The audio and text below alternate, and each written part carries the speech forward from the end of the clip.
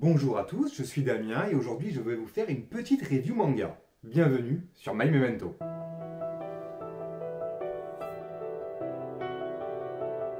Je voudrais vous parler du manga Starving Révélation, paru le 6 novembre 2024 aux éditions Pika Éditions, qui fait suite directe au manga Starving Anonymous, terminé en 7 tomes. Alors je vous rassure, vous n'avez pas besoin de lire Starving Anonymous pour pouvoir lire Starving Révélation.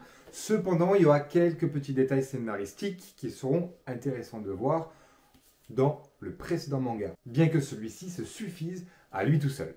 Pour faire court, dans Starving Anonymous, on va suivre un groupe de personnes qui va lutter contre une invasion extraterrestre et on va apprendre du coup que l'humanité est donnée en pitance à ces extraterrestres et ce groupe de personnes va tout faire pour justement sauver la Terre, sauver l'humanité de l'extinction. On se retrouve donc quelques années plus tard dans Starving Révélation, après que l'humanité ait frôlé l'extinction. Le monde semble vivre une paix toute relative parce que les êtres humains ont décidé de vénérer des créatures que l'on appelle ici les grands Amaïto. Ce culte est un petit peu particulier parce qu'en fait, ils se donnent en pitance de leur plein gré à ces êtres extraterrestres qu'on découvre visuellement à la fin de ce premier tome, parce que jusqu'alors, personne n'a jamais vu à quoi ressemblent ces créatures. On peut voir dans les rues des énormes panneaux publicitaires qui incitent les gens à faire du sport, à prendre soin de leur santé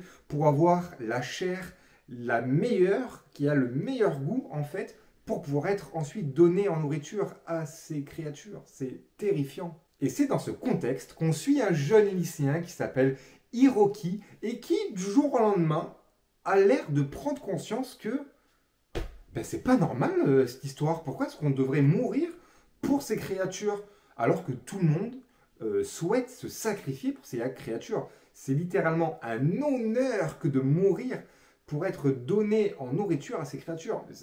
Et ce lycéen, il se dit, mais il y a quelque chose qui ne va pas, c'est pas normal en fait. Et il prend conscience de ça, pourquoi? Parce qu'il y a une fille dans sa classe qui a été désignée pour être donnée du coup en pitance à ces créatures, sauf que en fait il est amoureux de cette fille.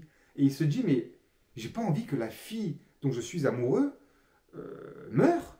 Merde quoi. Et on va suivre plusieurs séquences, toutes les plus dérangeantes et les plus gore les unes que les autres. Pour vous faire un rapide exemple, toute la classe est très heureux pour cette jeune lycéenne qui va être donnée en nourriture à ces extraterrestres. Et eux, ils sont deg. Ils se disent, mais pourquoi c'est pas moi qui ai été choisi? Pourquoi c'est elle? Comment on peut faire pour nous aussi rendre cet honneur à notre famille? Ils vont tous, en fait, se couper les doigts, l'un à la suite des autres, pour que cette fille qui a été choisie mange leurs doigts. De cette façon, en fait, il y a une partie de chaque lycéen qui seront, du coup, ingérés par ce grand Amaïto. Et donc, du coup, ils sont très contents de ça.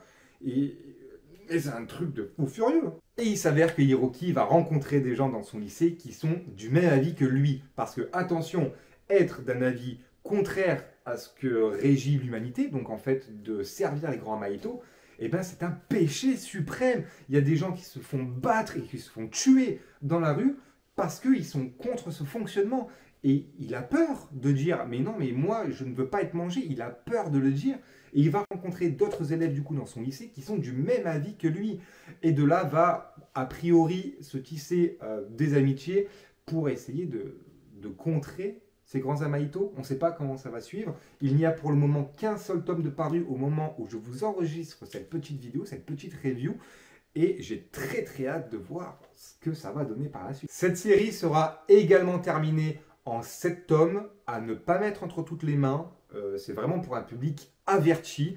Mais très sincèrement, ça vaut le coup d'œil si vous aimez tout ce qui est manga un petit peu horrifique. Voilà, c'est tout pour moi et puis on se dit à très bientôt sur My Memento.